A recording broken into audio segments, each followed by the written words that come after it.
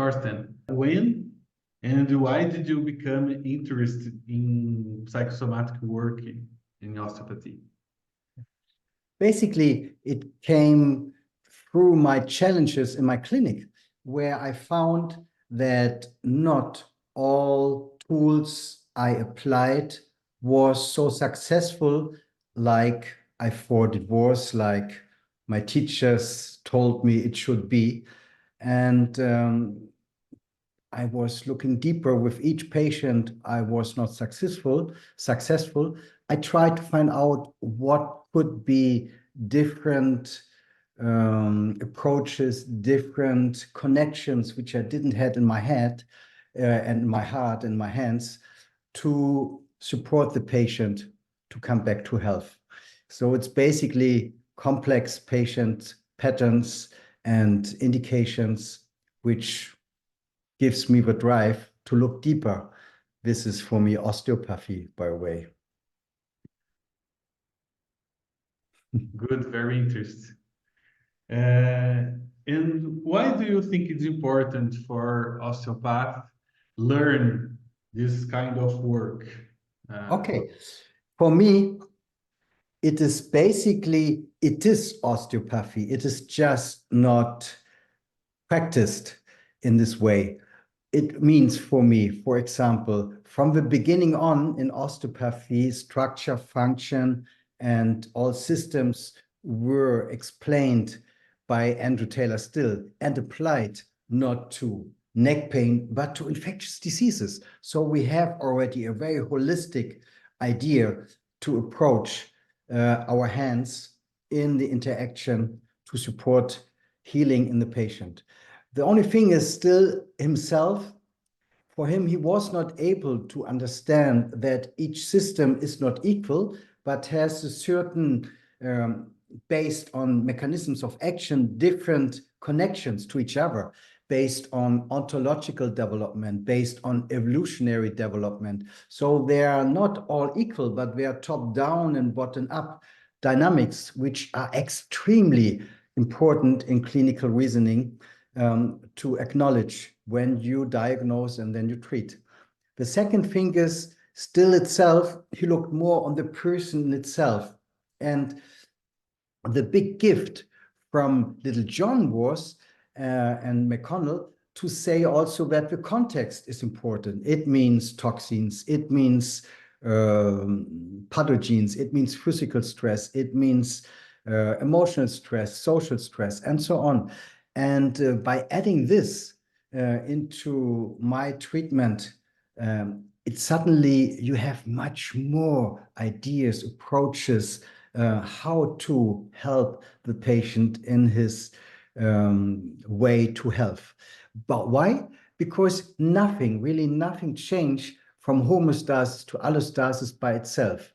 And how you learn this normally in your college, I didn't learn it at all. And I finished 3 colleges. But if you understand this bigger picture, suddenly you have much more possibilities to support the patient. So for me, this is really important in clinical reasoning in my clinic.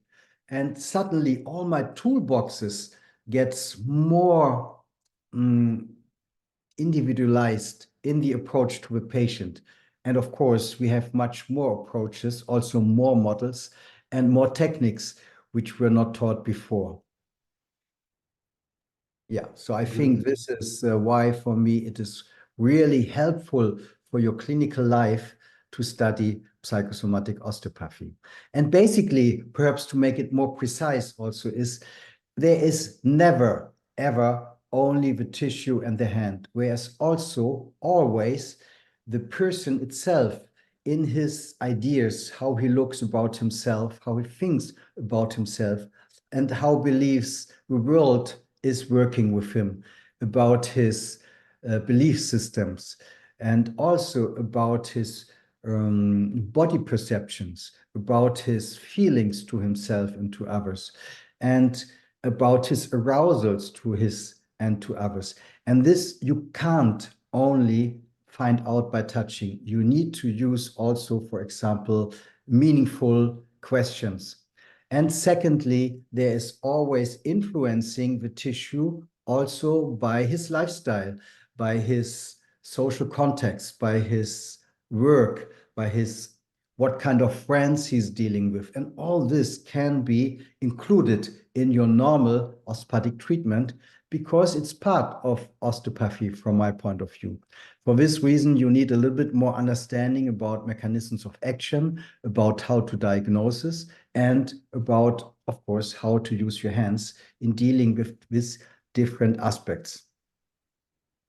Good. Very good explanation. And in your clinic, when the patients arrive, Yeah. with normally they arrive with pain, chronic pain or acute pain. But how you identify that the patient needs this kind of work? Mhm. Good question. Very good question. Basically, from my osteopathic studies in the colleges I had to visit, I learned that I know everything and I need to understand only with my hands where to put my hands. But if I relax a little bit and understand that there comes a lot of wisdom also from the patient, I can use this. And I trust the process. So it's a process-orientated style of treatment. It means, for example, I had a patient 2 weeks ago. She came with shoulder pain since 3 years, and it was very, very resistant. And we start making normal osteopathic maneuvers. And at the same time, I allowed the patient to associate what kind of pictures, ideas, body sensations, and so on will come up. And suddenly she had a picture, a memory that the first time it appeared, his pain, when she were pedaling. And then she suddenly got the picture that she helped a person who couldn't do it alone, and it was too heavy for her. And this was where the pain started. And following this process by different techniques, which I have not now the time to explain you in this session, I allowed her that more can come up, a certain flow. I help the patient to experience a certain flow.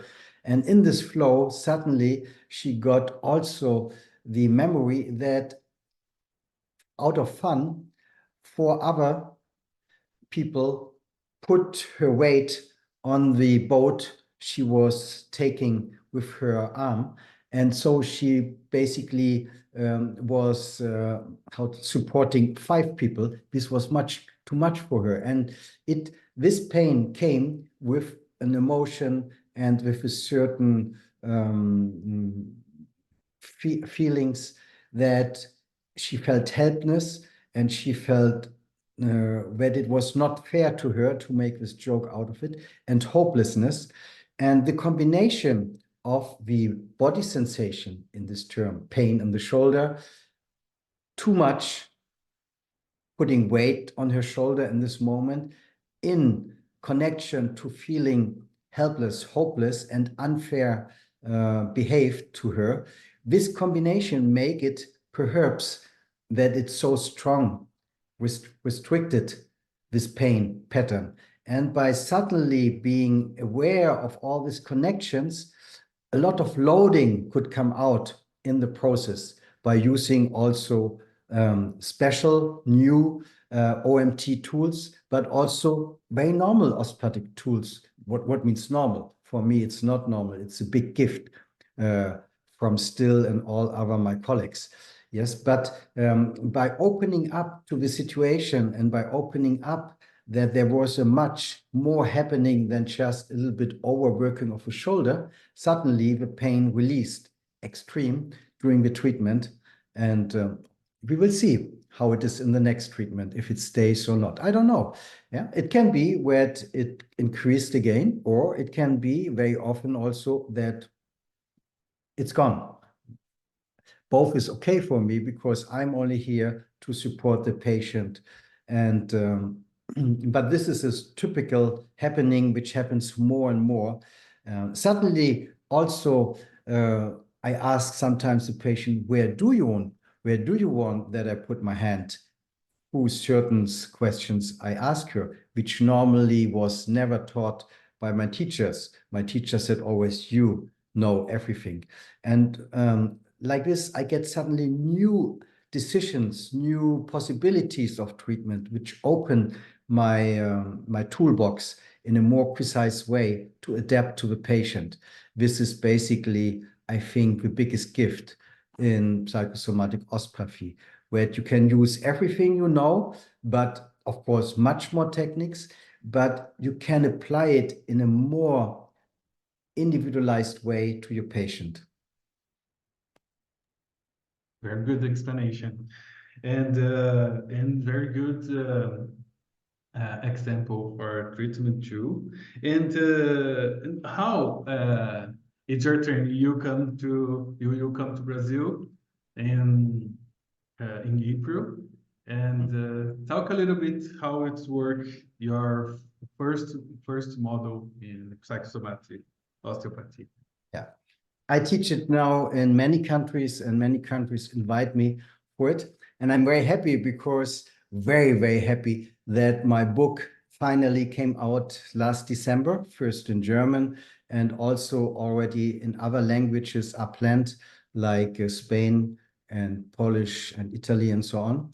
And what I will teach in Brazil is the same like I teach everywhere else. First of all, you get the understanding. So the backup, the mind map, which is behind, which could be quite an opener for you, because then you are also able to develop your own new approaches. And then basically, I teach you already a very important 15-step technique, which is called multimodal bifocal integration, which make you able to like I said, that you are able to integrate with different ideas I developed over the last 20 years, which deepen your ability to approach the patient in a more individualized way by understanding evolutionary ideas, by understanding ontogenetic ideas, by understanding top-down and bottom-up dynamics in the patient. And this will be basically the content of a workshop. It is very intensive because with 15-step technique, multimodal bifocal integration, this is in the center of his workshop. If you look really into it, many of these steps you can open, and suddenly you have another multitude, variety of fine-tunings. So it's a quite complex technique, which you can adapt in any way in your treatment process. This will be basically the content of a workshop. So you learn the big picture, and when we focus on a very practical approach, because this is what makes osteopathy. I always decide, for me, if it's for me, is first of all, I want to use my hands. So I use only approaches which I developed where I can train my hands all the time. And secondly, to deepen my flexibility as osteopath in the process of a patient. And this is basically also what I want to support the patient, to be more adaptive, more flexible in relation to the challenges of life. This is basically always from the beginning of the first cell in the world, 3.7 billion years ago until now, is how adaptive we can be to the changes of a context. And basically, if we are more adaptive, more proactive, the result will be long-term health. And here I see the big advantage in psychosomatic osteopathy, where we have a different framework also from where we start our work. Very good, very good. When I participated in Hamburg, in 2022, I realized that we learn how to integrate this kind of approach. Yes. And normally we use the idea in your treatment, but the with the technique that you already know. It's very good because you understand the concept of psychosomatic osteopathy. This is for me really important. It is not everything you learned is somehow and could be at least somehow an important tool. The question here is not only give you more techniques, which is also part of the training, but give you also more afferents in your let's say diagnosis that you can apply more precisely what really the patient needs. For example, from 1 second to another, his arousal can change. Are you able to see it? Are you able to recognize it? If not, perhaps your approach is not more so adaptive like it could be. And here, osteopaths has to learn much more in their afferents, in their perceiving how is the reaction of the patient in relation to the ANS system, in relation to the limbic system, in relation to mimics, to posture. And all this has a much more depths when we could believe, as the same as palpation has the depths. And in combining these competencies, suddenly also your old toolbox, which you already know, gets potent, more meaningful, perhaps, in your treatment process.